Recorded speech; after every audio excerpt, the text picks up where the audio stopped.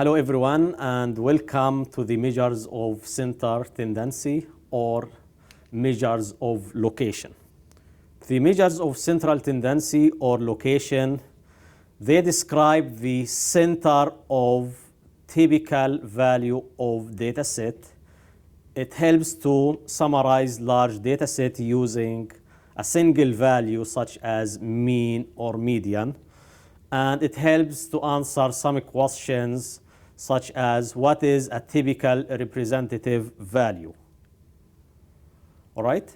And three main measures of central tendency or locations are the mean, median, and mode. All right? So those are the three measures of central tendency. All right, next we are going to discuss in details the meaning of each definition. All right, so the first measure of location or measure of central tendency is the mean. What we mean by the mean is the average or the sample mean. And the sample mean or X bar is given by summation Xi over N. So it's the sum of the values divided by the number of observation or divided by the sample size. So it's summation Xi over N. Now, some remarks about the mean. The formula is summation Xi divided by N, which means you have to calculate the sum of all data values, right? So you have to include the sum of the entire data set in your calculations, which means it's sensitive to outliers. Because if you have like some extreme observations, very large numbers or very small number, you have to calculate the sum. So you have to include all of them.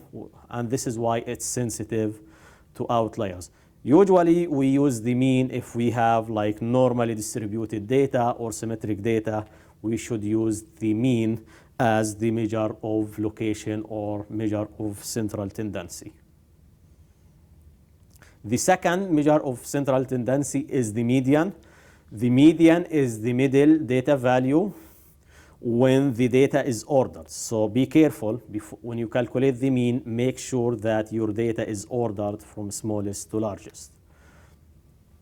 Now to find the median, you have to look if you have an even number of points or odd numbers of points. For example, if you have 1, 3, 7, then the median is 3 because it's the number in the middle.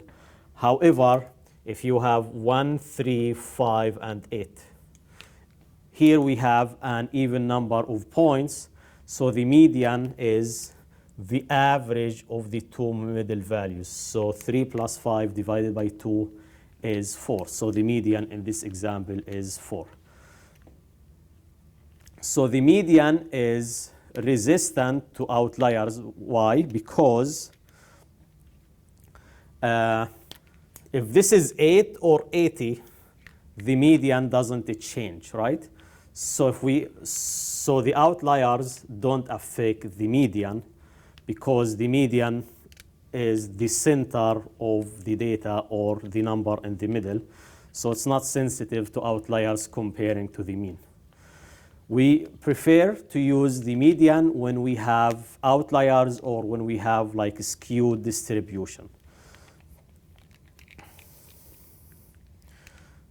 Sorry.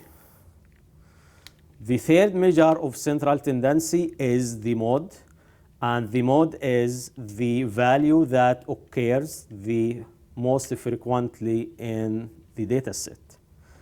All right, for example, if we have 1, 4, 4, 5, then the mode is 4 because 4 appears twice. So this is the basic definition of the mode.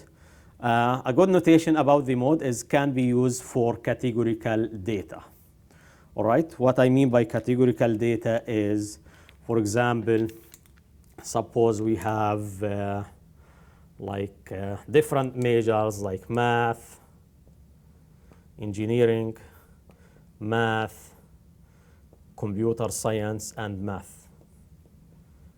In this case, the median is math because we have more math, right? So math appears 3 times, so the mode is math.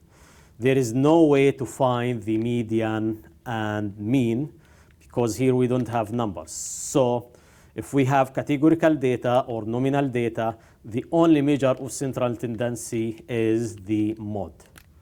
Okay? The other notation is a data set may have one mode, like this question. The mode is 4.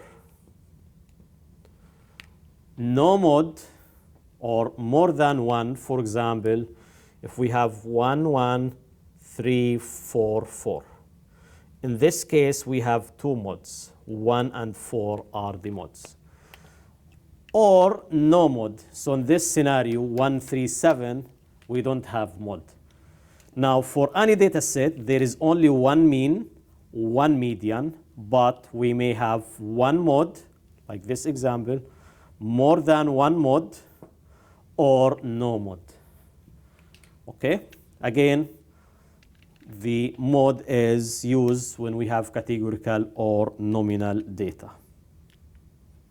Example, we have 5 numbers, find the mean, median, and mode. Okay, so to find the median, we have to calculate, we have to order the data from smallest to largest. So to find, so let's order the data first. The ordered data are 4, 6, 6, 8, and 11. So we order the data from smallest to largest, 4, 6, 6, 8, and 11. What is the mean?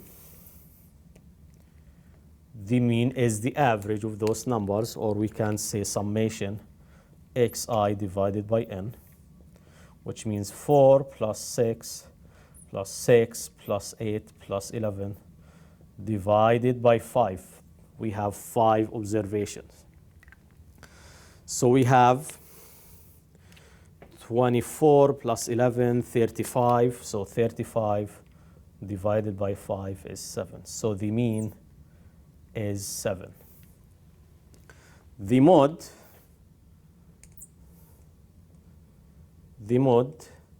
is 6 because 6 appears twice.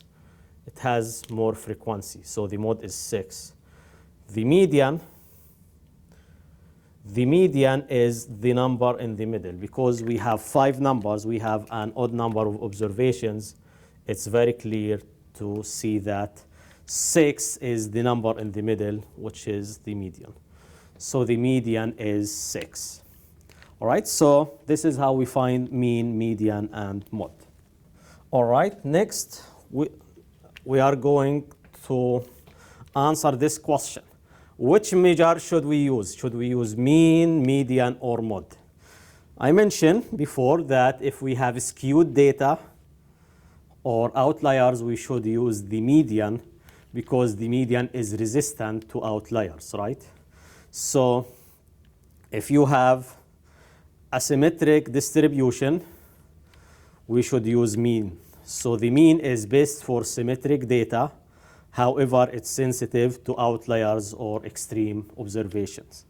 The mean is best for skewed data or data with outliers. It's resistant to extreme values. The mode is useful for categorical data, or if you want to represent the most common values, we should use the mode. All right. Next, here we have kind of trying to explain the relationship between mean and mode based on the shape of the distribution. So if your data is symmetric or you have a symmetric distribution, then in this case the mean and median are approximately the same. However, if you have right skewed distribution, then the mean is greater than the median because right skewed means we have some extreme numbers here, right? Large numbers. So the mean, maybe the mean is here and the median is here. Okay, so if you have right skewed distribution, then the mean is greater than the median. However, if you have left skewed distribution, then the mean is smaller than the median. All right, our last example is find the mean, median, and mode. So if you look at this data set, we have 2, 3, 3, 4, and 23. So it seems that we have skewed data because 23 is far away from the majority of the numbers. So what is the mean? The mean, or the average, or x bar, is summation xi over n, which means 2 plus 3 plus 3 plus 4 plus 23 divided by 5. So we have 12 plus 23, we have 35 over 5. So the mean is, or x bar is 7. Right? So this is the mean. The mode is 3. Right? Because 3 has the most frequency. The frequency with 3 is 2. And what is the median? The median is the number in the middle. So the number in the middle is 3. So as you see here, we have large, this is an example of right skewed data. And if we have right skewed data, then the mean is greater than the median, as you see here. Because 23 is a large number comparing to the other numbers, this is why we have a large mean, because of the large value of 23. So based on this example, we should use median to represent the center or the location of the data.